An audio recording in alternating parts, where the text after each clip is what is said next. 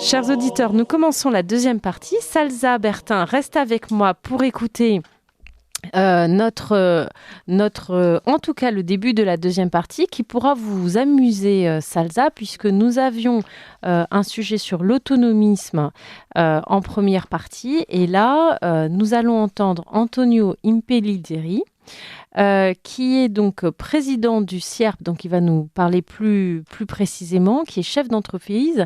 Il a monté un syndicat pour accompagner les chefs d'entreprise TPE-PME qui vont avoir à affronter une vraie tempête et un enjeu de vie ou de mort pour eux, qui est le fameux remboursement de ce prêt garanti par l'État qui a été délivré pendant le Covid et en fait qui aujourd'hui, l'obligation de remboursement met en danger de mort un certain nombre de nos TPE et PME sur le même modèle que ce qui est arrivé à nos agriculteurs, c'est-à-dire qu'on les a amenés à s'endetter pour pouvoir s'équiper en tracteur et ainsi de suite et répondre soi-disant à des normes de production.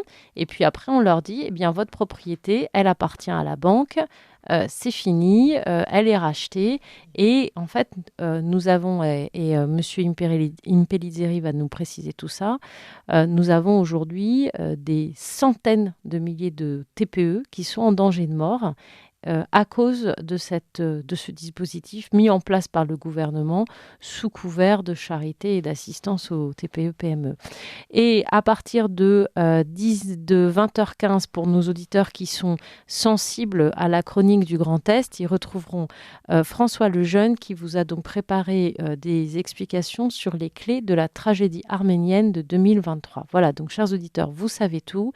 40 minutes avec Monsieur Impellizzeri qui va nous parler de son syndicat dont je pense qu'il gagne à être connu pour aider les entrepreneurs que nous côtoyons qui vont avoir à affronter une grave tempête. Et 20h15, les chroniques du Grand Est. Alors, Antonio Impellizzeri, je sais que vous êtes en ligne. On vous entend ou pas ? Ça y est. Est-ce que vous pouvez vous présenter brièvement aux auditeurs ? Donc, vous êtes créateur et président du collectif syndical interprofessionnel des entrepreneurs résilients et proactifs. Voilà, résilience, ça fait le lien avec notre sujet sur l'autonomie. Vous êtes chef d'entreprise, vous avez donc votre propre entreprise dans les services à la personne et vous avez eu tout un parcours évidemment, soit directement comme chef d'entreprise, soit comme bras droit de chef d'entreprise puisque vous avez une formation dans l'expertise comptable. Et ce qui nous intéresse particulièrement, c'est ce dispositif que vous avez mis en place pour accompagner nos chefs d'entreprise TPE-PME qui vont avoir à faire face aux échéances de remboursement de ce fameux prêt garanti de l'État et des différents dispositifs mis en place, soi-disant, pour aider nos entrepreneurs pendant le Covid. Vous nous entendez ou pas ? Ah. Alors, petit réglage technique. Cher Antonio, est-ce que vous pouvez présenter votre activité à nos auditeurs de Radio Courtoisie ? On ne vous entend pas. Bon. Alors, on va confier, je vais vous expliquer, chers auditeurs, la situation. Et nos techniciens et anges gardiens vont reprendre le contrôle de la situation. Pour remettre les choses dans le contexte, pour les auditeurs qui n'auraient pas suivi ces étapes, au moment de l'arrivée du Covid, évidemment, on a imposé à nos chefs d'entreprise un arrêt complet d'activité. Ils ont vu, évidemment, les chefs d'entreprise vivent de leurs prestations diverses et variées. Donc, ils ont vu, ils se sont retrouvés sans activité, sans clientèle, sans chiffre d'affaires. Et les charges continuaient, puisqu'il pouvait y avoir des salaires qui continuaient à être versés, des locations, l'entretien des matériels, voilà. Les crédits pour ceux qui avaient pris des prêts pour pouvoir avoir un outil de production adapté. Et donc, pour éviter d'être accusé immédiatement de mettre à mort notre tissu d'entreprise, le gouvernement a mis en place en 2020 ces fameux PGE, donc prêts garantis par l'État, qui était censé permettre aux entrepreneurs de pouvoir passer la tempête Covid créée quand même par le gouvernement. Et dès le début de cette opération, vous avez un certain nombre de personnalités qui ont alerté sur les dangers du PGE en disant attention, attention, la France en 2019 était en phase de récession économique, malgré ce que nous explique l'INSEE. Nous avons des grosses difficultés économiques, un ralentissement de l'activité sur de très nombreux secteurs. Donc les marges de nos entreprises avant 2019 étaient déjà en train de fondre comme neige au soleil. Et beaucoup de personnes ont alerté à l'annonce de ce prêt garanti par l'État sur le danger qu'il y avait. Pourquoi ? Parce que ce prêt est à rembourser et qu'à la sortie du Covid, il était fort peu probable que nos chefs d'entreprise aient retrouvé un niveau d'activité qui leur permette d'assumer les charges normales liées à l'activité que l'État continue de demander et d'exiger, les traites normales de l'activité, plus le remboursement de ce fameux PGE, puisque ça supposait qu'à l'issue du Covid, l'activité est reprise, mais non pas comme elle était avant le Covid, mais au double du Covid, pour permettre non seulement d'assurer les charges courantes, mais en plus le remboursement de ce fameux PGE. Nous sommes à Covid plus 3 ans, 2023, et arrive évidemment ce fameux mur du remboursement du PGE. Et un certain nombre d'entreprises sont mises en danger par un dispositif de tenaille que M. Impellizzeri explique très très bien. Donc, est-ce que cette fois nous vous entendons, cher Antonio Impellizzeri ?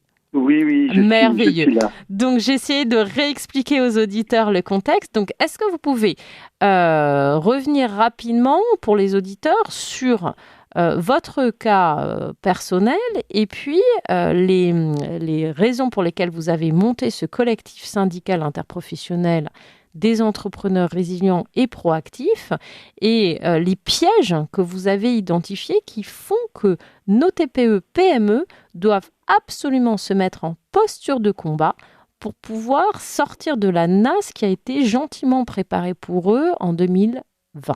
Voilà, je vous laisse la parole et donner vos explications aux auditeurs et je serai sage, je vous pose les questions à la fin de votre intervention.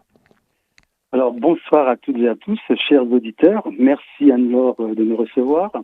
Donc, effectivement, comme vous l'avez très bien dit, il faut absolument que les chefs d'entreprise se mettent en position de combat. C'est le terme.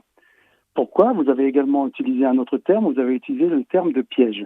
Alors, avant de rentrer dans le détail de tout ça, je vais effectivement illustrer la situation avec mon cas personnel.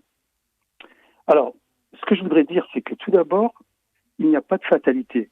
Je vais expliquer durant cet entretien que j'ai utilisé une méthode qui a permis de neutraliser ma banque. Et je propose donc à tous mes adhérents courageux ce kit de sauvetage. Mais je vais y venir. Alors, donc, qu'est-ce qui s'est passé ? Donc, en mars 2020 a débuté la crise du Covid. Moi, j'appelle ça l'opération Covid.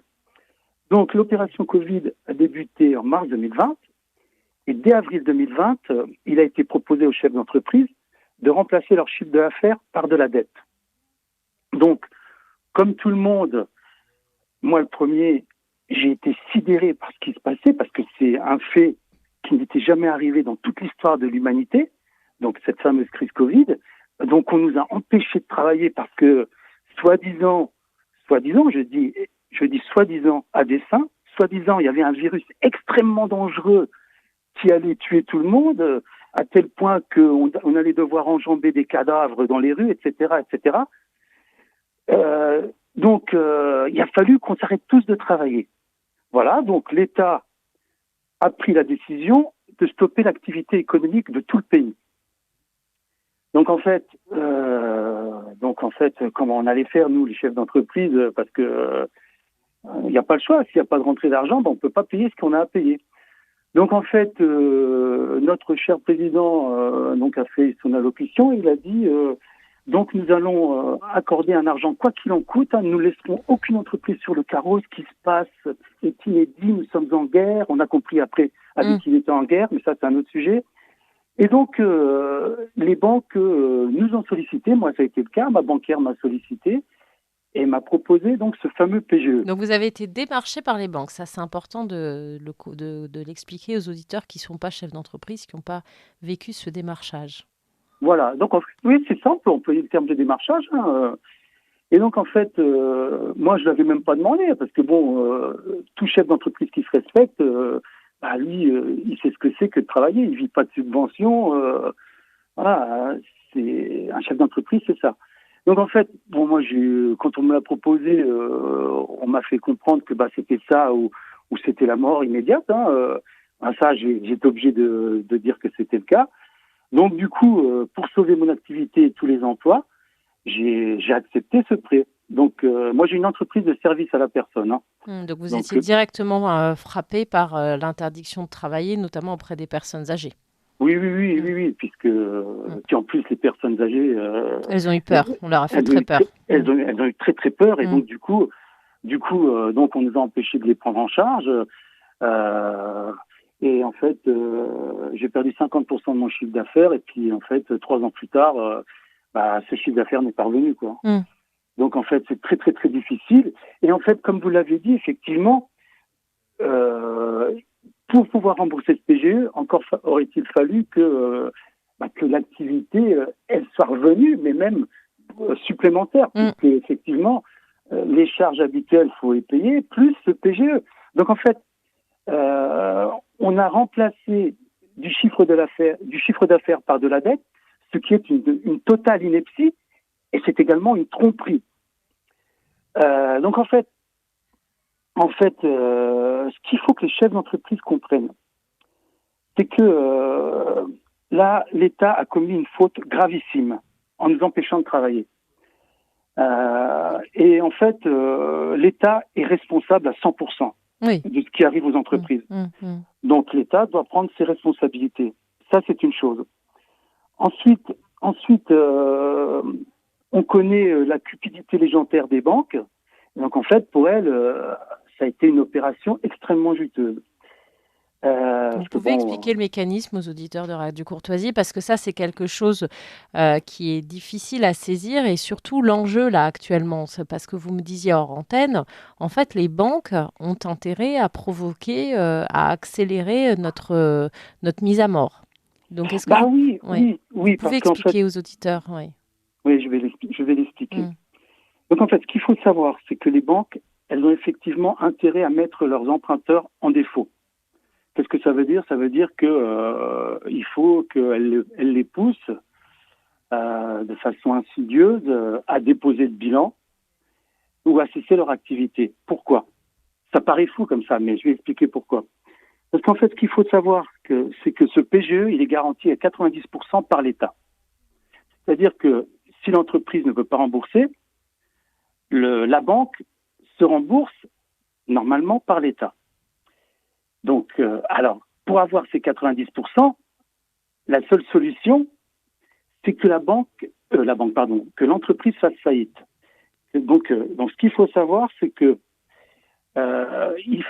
il faut attendre que l'entreprise périclite, soit elle dépose le bilan, soit elle cesse son activité, pour que la banque puisse actionner la garantie de l'État. Ça, c'est la première chose. Alors ensuite, l'État a prévu une prétendue mesure de sortie de crise qui s'appelle la médiation du crédit. Et là, je vais en venir au piège. Donc, alors il y a 2 cas. Soit les PGE sont inférieurs à 50 000 euros, soit ils sont supérieurs à 50 000 euros. Pour les PGE inférieurs à 50 000 euros, les entreprises en difficulté qui ne peuvent pas le rembourser, ils peuvent s'adresser au médiateur du crédit. Donc, vous allez voir le médiateur du crédit et donc il va vous proposer ce qu'on appelle une restructuration de votre prêt. C'est-à-dire que au lieu de le rembourser en 5 ans comme c'était prévu initialement, il peut vous accorder, à condition que la banque accepte, parce que il faut leur montrer patte blanche, il faut leur faire un prévisionnel, il faut leur prouver que la situation économique va redevenir florissante, etc. Donc vous, chef d'entreprise, vous allez être tendance à demander un rééchelonnement de la dette. Donc vous montez votre dossier pour obtenir ça. Et que se passe-t-il? Que se passe-t-il? Il faut lire entre les lignes. Parce que déjà, si l'échelonnement est supérieur à 6 ans, la garantie de l'État est perdue. Elle ne joue plus. Donc la banque ne peut plus se retourner contre l'État pour récupérer le prêt. Voilà. Donc en fait, donc la banque, elle va attendre que l'entreprise entre en redressement judiciaire, et ensuite, si jamais il reste assez de sous au moment de la liquidation judiciaire, peut-être qu'elle va récupérer son argent. Donc c'est pour ça déjà là c'est incompréhensible. Donc en fait, les banques, elles ont tout intérêt à éviter que les entreprises utilisent la médiation du crédit, puisque vous avez compris, les auditeurs ont compris qu'il y aura plus de garantie de l'État, puisque la banque ne pourra plus se retourner contre l'État. Donc en fait, ce qui se passe, ils m'ont fait le coup à moi, mais moi je leur ai coupé l'herbe sous le pied avant. Ils m'ont envoyé un courrier pour prononcer la déchéance du terme de mon prêt garanti par l'État. Et donc en fait, ils m'ont dit, je vous laisse 8 jours pour me rembourser la totalité du prêt. Et si vous ne me remboursez pas, il va vous arriver des ennuis. Donc là, on fait ce qu'il faut avec nos amis administrateurs judiciaires. On vous conduit devant un tribunal de commerce, on vous envoie les huissiers, et puis vous avez plutôt intérêt à nous écouter. Donc mes chers amis, chers confrères, chefs d'entreprise, ne vous faites pas avoir. J'ai une solution pour vous. Mais attendez, c'est des méthodes de rapetous, c'est-à-dire qu'on envoie aux chefs d'entreprise une lettre où on leur dit « vous payez sous 8 jours », alors que normalement on vous avait annoncé que vous aviez encore 2 ans, ou on vous met à mort. Oui, parce qu'en fait, c'est là où réside le caractère machiavélique de ce prêt garanti par l'État, cet argent quoi qu'il en coûte, puisque effectivement, les chefs d'entreprise qui n'ont pas retrouvé leur chiffre d'affaires, et tout économiste digne de ce nom me confirmera ce que je vais dire, les fondamentaux vertueux économiques ne sont pas du tout revenus, très loin de là. Donc en fait, c'est parfaitement impossible que les chefs d'entreprise aient retrouvé leur niveau de chiffre d'affaires, leur permettant de rembourser le PGE. Donc en fait, ils ne peuvent plus le rembourser. Donc la banque, on connaît sa cupidité légendaire encore une fois, elle va envoyer une première mise en demeure. Bon, après, elle va peut-être attendre 15 jours, et puis après, elle va vous envoyer une deuxième. Et voilà. En fait, c'est pour vous acculer, vous paniquer. Pardon ? C'est pour vous paniquer. Mais oui, c'est des méthodes d'intimidation. Donc, il ne faut pas avoir peur. Il faut leur montrer qu'on a encore un cerveau. Et en plus, ce qu'il faut savoir, si vous vous faites avoir, mesdames et messieurs les chefs d'entreprise, que vous acceptez la médiation du crédit, c'est un piège. Pourquoi ? Alors là, j'ai sous les yeux un document qui émane de la Banque de France. Donc c'est un document qui est parfaitement réglementaire. Je vous lis. Une restructuration de tout crédit a des conséquences pour l'entreprise. Premièrement, le classement en prêt non performant de tous les crédits dans les comptes de la banque. Donc c'est pas seulement le PGE. Des difficultés à obtenir de nouveaux financements. J'explique. Exemple, un restaurateur. Un restaurateur, il y a son four qui tombe en panne. Difficulté à obtenir de nouveaux financements, c'est même pas la peine qu'il aille voir son banquier, il n'aura pas un centime. Parce qu'en plus, vous n'avez même plus le droit à une carte de crédit avec débit différé. Ah oui, donc c'est l'interdit bancaire pour les chefs d'entreprise que vous décrivez. Voilà. Et en plus, il y a une période de probation d'1 an minimum et potentiellement pendant tout ou partie de la durée du plan de restructuration. Donc, si le plan est sur 3 ans, pendant 3 ans, vous êtes interdit bancaire. En gros, c'est ça. En fait, vous êtes fiché Banque de France, vous êtes un paria, et donc au lieu de vous aider, on vous enfonce. Voilà. Donc ça, c'est pour les prêts inférieurs à 50 000 euros. Alors pour les prêts, comme moi je le dis, j'ai rien à cacher, c'était un prêt de 94 000 euros, donc pour mon entreprise, c'est énormissime. Donc pour les prêts supérieurs à 50 000 euros, là, il y a même plus de médiation du crédit. D'ailleurs, c'est aussi bien, mais c'est même pire, puisqu'en fait, là, c'est direct le redressement judiciaire. Alors, donc, le redressement judiciaire, je dis aux chefs d'entreprise, ne vous faites pas avoir non plus. Là, Si vous faites ça, là, vous organisez votre propre mort. C'est clair et net. Donc, en fait, ce que je veux dire par là, c'est que les chefs d'entreprise, s'ils veulent sauver leur peau et leur famille, ils n'ont pas le choix. Donc, moi, je leur propose une solution. Alors, avant de proposer la solution, je vais quand même dire l'enjeu. C'est vrai, vous avez souhaité que je parle de l'enjeu. Donc, l'enjeu. Donc, moi, j'ai fait mes calculs. Hein. D'ailleurs, les chiffres que je vais vous donner, Monsieur Bruno Le Maire, ministre de l'économie, vous a eu entre les mains. Parce qu'il faut savoir que moi, j'ai rencontré le rapporteur général du budget de la Commission des finances du Sénat, donc Monsieur Jean-François Husson, qui est de Nancy, donc la ville siège du siège social de mon entreprise. Donc, il m'a reçu, je lui ai parlé pendant 1 heure, et donc après, il a écrit à son ami Bruno Le Maire, lequel Bruno Le Maire m'a écrit en m'envoyant sur les roses. Voilà, mais bon, ça, c'était sans surprise. Oui, mais on n'en attendait pas autre de Bruno Le Renouveau, grand auteur de littérature porno. Bah oui, parce que lui, c'est vrai que, comme vous le dites, hein, je voulais pas aborder le sujet, mais c'est vrai que il se soucie plus du degré de dilatation de la oui, de son épouse. ça va, on est Radio Courtoisie. On peut pas traite pas ce genre de sujet. Non, donc, mais bon, enfin, je veux dire, il y en a qui sont des stratèges en économie que Monsieur Bruno Le Renouveau propose de mettre à genoux, et puis lui, bon. voilà, donc lui, voilà, et lui, il est stratège sur autre chose. Hein, voilà. Donc en fait, ce qui s'est passé, c'est que il m'a mis un peu de pommade dans son courrier, et puis il m'a dit voilà, on va pas vous laisser tomber, monsieur. Hein. On a mis à votre disposition des conseillers départementaux à la sortie de crise. Voici leurs coordonnées. D'ailleurs, ils vont vous appeler. Je les ai spécialement mandatés. Hein. Je vous fais un grand privilège, monsieur. Merveilleux. Voilà. Donc en fait, le conseiller départemental à la sortie de crise m'a appelé. Hein. Bon, je vais pas citer son nom parce qu'il était sympa, le gars. Bon, il est comme tout le monde, il a besoin de manger. Donc, après, il m'a donné entièrement raison. Hein. Voilà, mais bon, voilà, Alors, j'ai une question quand même un peu critique d'un auditeur, mais je pense qu'elle mérite d'être soulevée. Combien de milliards dépensés pour des entreprises qui n'étaient pas viables dans le cadre sanitaire ? C'est-à-dire que, est-ce que par ce PGE, alors vous, votre entreprise était plutôt fonctionnait bien et le PGE vous a cassé les tibias. Enfin, le Covid vous a cassé les tibias. Mais nombre d'entreprises, puisqu'on était en train de rentrer dans une crise de toute façon, étaient au bord du dépôt de bilan. Et est-ce que le PGE n'a pas été un moyen de dissimuler et de reporter c'est un petit peu du soin palliatif pour des entreprises qui n'étaient déjà pas viables? Non, ça c'est l'argument de l'ennemi, ça. De dire que on a subventionné, on a des entreprises qui seraient mortes de toute façon. Non, pas du tout. Ça c'est l'argument des ennemis, ça.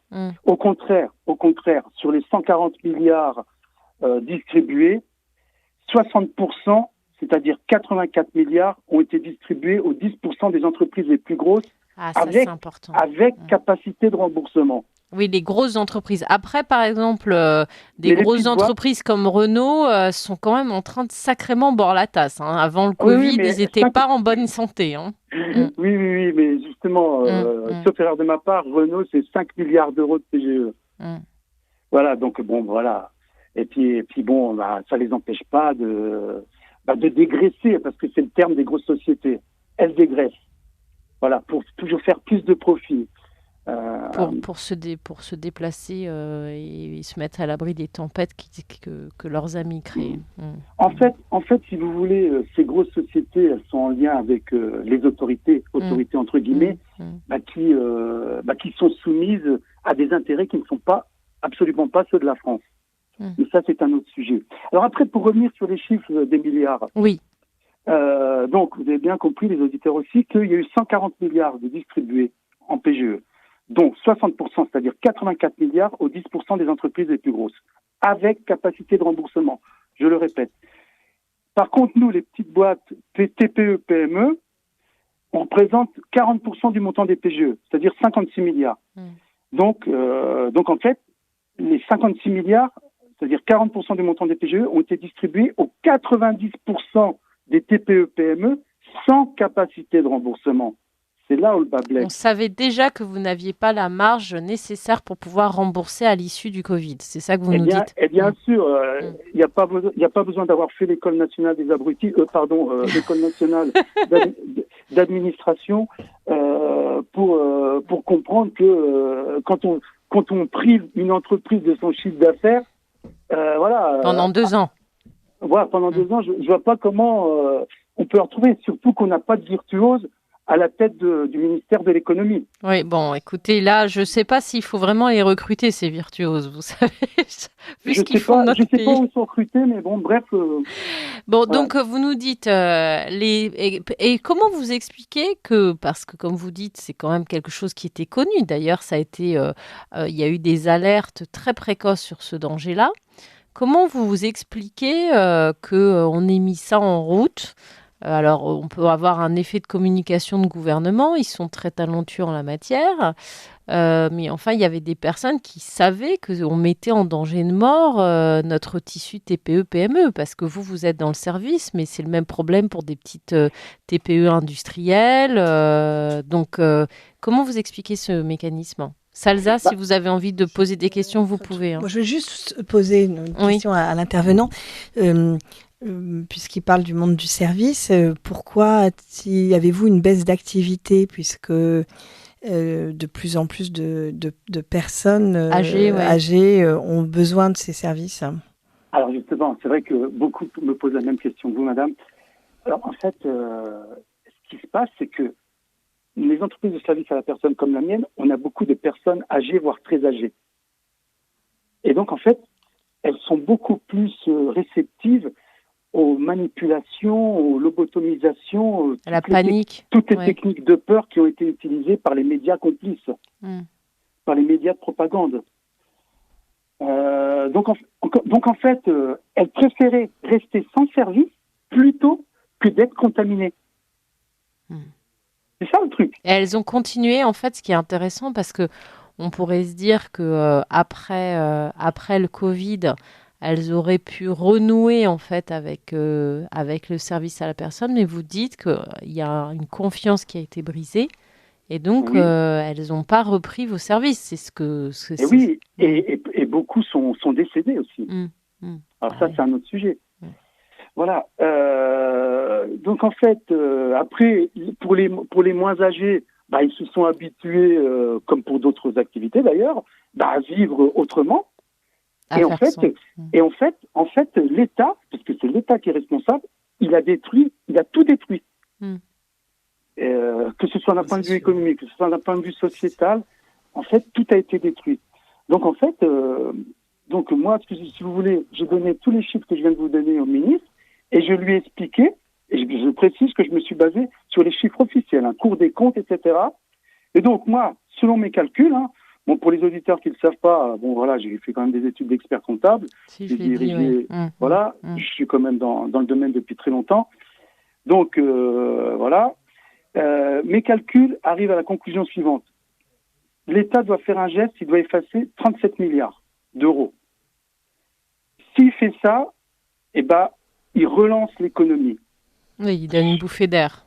Et voilà, surtout que rien qu'en matière de TVA, les TPE, PME représentent près de 80 milliards de recettes. Donc en fait, il va vite les récupérer, ces 37 milliards. Donc en fait, s'il ne fait pas ce geste, il va mettre à mort, Voilà, il va mettre à mort 200 000 entreprises, TPE, PME, ce qui représente 6,5% des entreprises françaises. Ça représente 1 million de chômeurs supplémentaires et une perte de 3% du PIB, soit 75 milliards d'euros. Donc, Monsieur Bruno Le Maire, vous avez le choix, soit de renoncer à 37 milliards, soit de renoncer à 75 milliards. Faites votre choix. Ouais. Alors, l'État a beaucoup plus à perdre dans ce cas-là. Bien sûr. En fait. Il s'en fiche. Moi, il a eu les chiffres, Bruno Le Maire. Non, mais il connaît, à mon avis, les chiffres. Il sait pas ce que c'est. D'abord, c'est un prof de français. Je pense que oui. Puis les Rhônes ont dû descendre. Je suis désolée. Ont dû descendre un petit peu là. Je pense. Donc, ça lui sert plus. Je sais qu'il y en a qui sont brillants, mais là, on est sur quelqu'un qui est étranger à ce genre de sujet. Et puis en plus, moi, ce qui me gêne, ça m'embête de dire ce que je vais dire, Moi, le sénateur que j'ai rencontré, Jean-François Husson, moi, j'ai cru que ça pouvait être un homme politique digne de ce nom, parce que je l'ai relancé pour qu'il redonne bien les arguments que je viens de vous dire à l'antenne, plus beaucoup d'autres, hein, parce qu'on n'aura pas le temps de tout développer. Non, il nous reste 10 minutes, oui. Il a souhaité arrêter sa démarche. Donc, je trouve ça déplorable. Bon, écoutez... Oui, mais en fait, ce qui se passe, c'est que là, vous vous heurtez. Alors, concrètement, les auditeurs qui souhaiteraient en savoir plus sur les solutions que vous avez mis en œuvre, donc vous nous avez donné l'exemple de votre cas personnel, mais évidemment, un chef d'entreprise qui serait en difficulté trouvera une oreille attentive dans votre collectif. Ils peuvent déjà retrouver votre collectif sur Internet avec le www.csierp.fr. Est-ce qu'il y a un numéro de téléphone que vous pouvez communiquer aux auditeurs qui souhaiteraient en savoir plus ? Écoutez, je préfère pas à l'antenne parce que c'est jamais qui va m'appeler. Ils rappelleront la radio.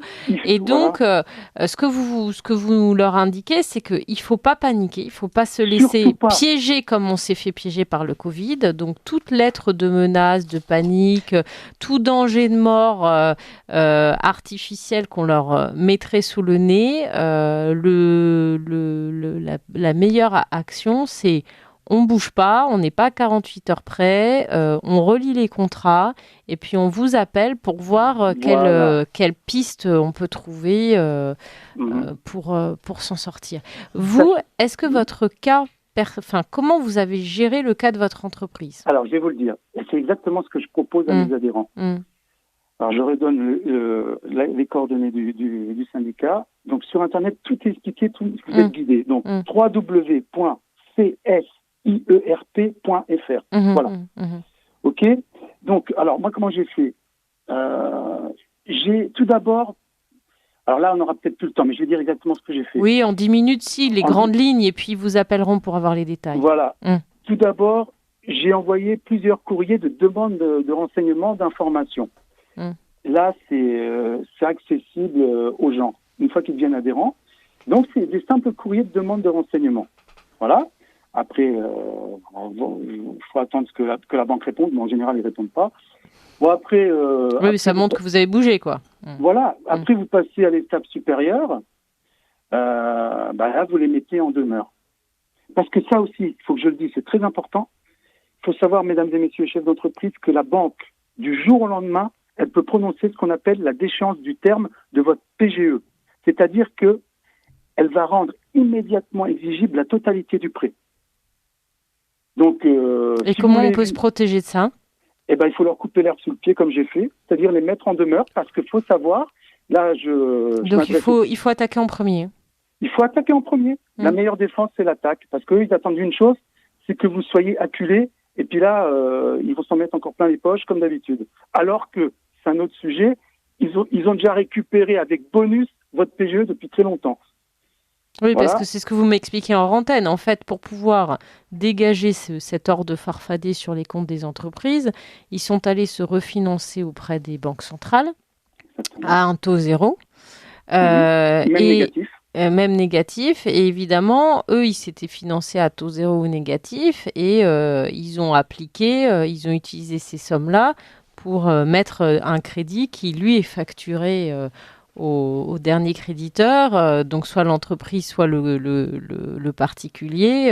Eux, ils ont récupéré en fait des intérêts rondelets sur ces fameux prêts. Oui, parce que eux, leur bilan, il est assaini depuis longtemps, et puis ils continuent à affaiblir les entrepreneurs, et puis pire, pour récupérer une deuxième fois leur argent, ils vous mettent en faillite. Hein. Voilà, c'est ça, le monde. Là, on est au cœur de la finance étatique. Est-ce que, je ne sais pas si vous oserez citer le nom de votre banque, mais est-ce que vous pouvez confirmer, éventuellement donner le nom de la banque, mais est-ce que vous avez pu avoir des témoignages que c'était arrivé dans plusieurs banques, ou est-ce que c'est un réseau bancaire qui a ce type de pratique ? Ah, mais c'est tous les réseaux bancaires, tous. Il n'y en a pas un qui se démarque ?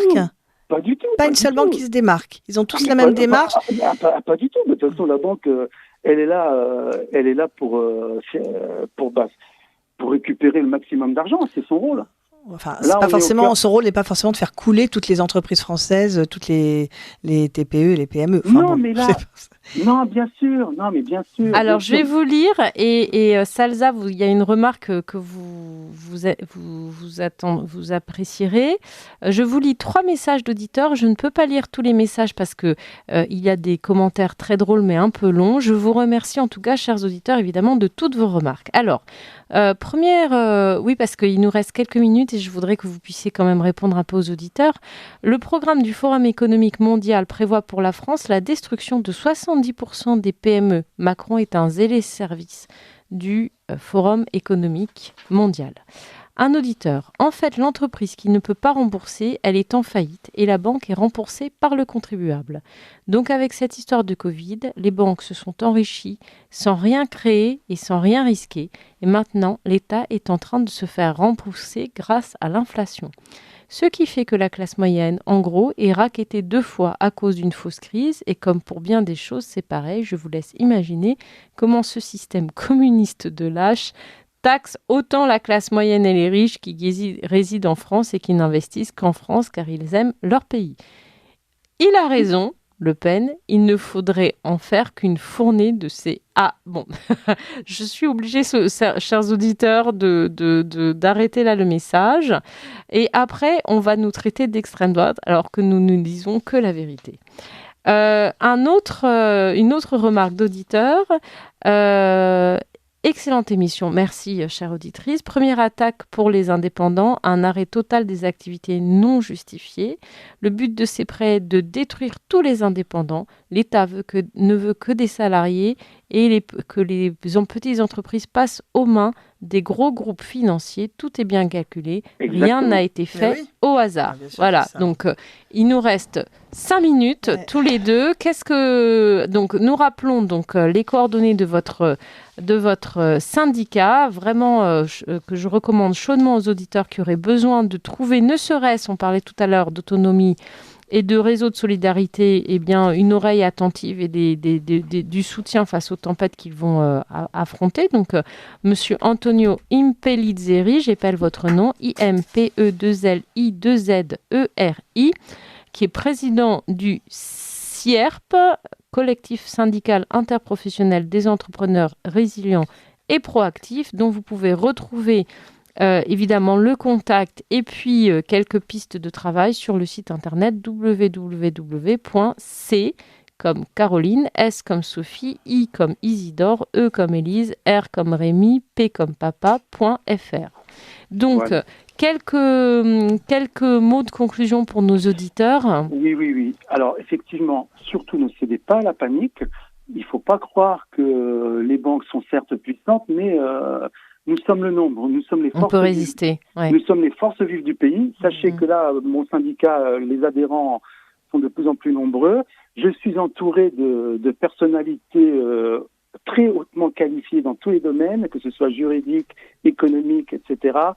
Des gens de très haut niveau qui me soutiennent.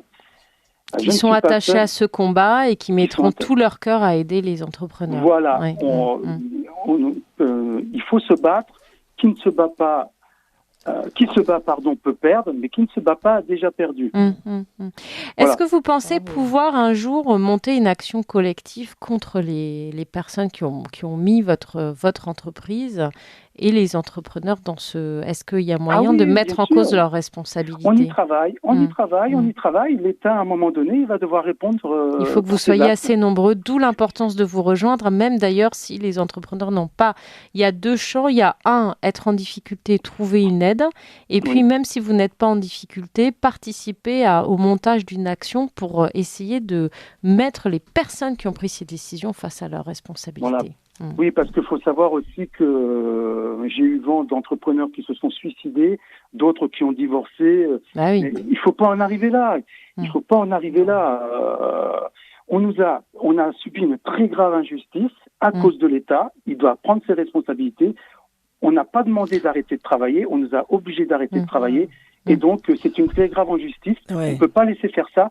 Les banques, elles continuent à se gaver sur notre dos. Elles veulent nous affaiblir. Parce que ce qu'il faut dire aussi, c'est que le but de tout ça, c'est de favoriser le transfert du patrimoine des classes moyennes vers les plus riches, ou, en le disant autrement, c'est de favoriser la concentration des activités aux mains d'une petite caste cupide, et que je ne qualifierais pas autrement. Salza veut compléter votre propos. Non, mais le début de votre intervention, quand vous avez parlé de piège, vous avez tout dit. C'est vrai que c'est un piège. Il y a un certain nombre de pays qui ont continué à travailler, qui ne sont pas dans cet état, pas les Pays-Bas, la Suède, etc.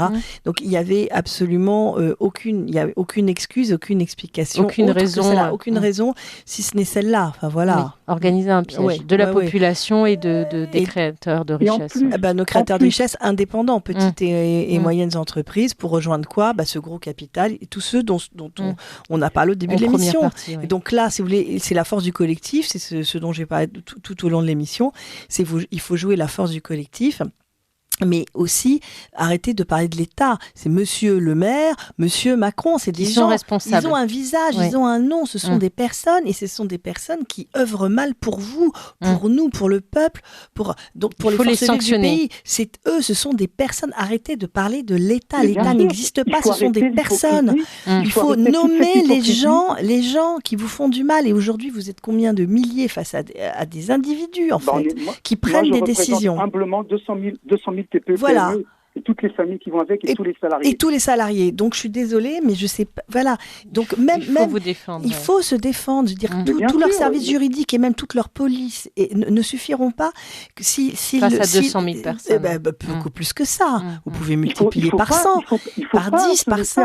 On ne peut pas. Ça n'est pas possible. Vous avez le droit de légitime défense. C'est pas possible. On peut pas continuer comme ça. C'est tout. Voilà. Donc, Monsieur le maire, qui s'occupe de ses bouquins. De sa sous-littérature, de son infra-littérature, et puis qu'il arrête, quoi, je veux dire. Et puis Monsieur Macron, je sais pas, et qu'il aille servir ses petits maîtres, qui lui retrouveront des bons jobs dans les banques de l'autre côté de l'Atlantique.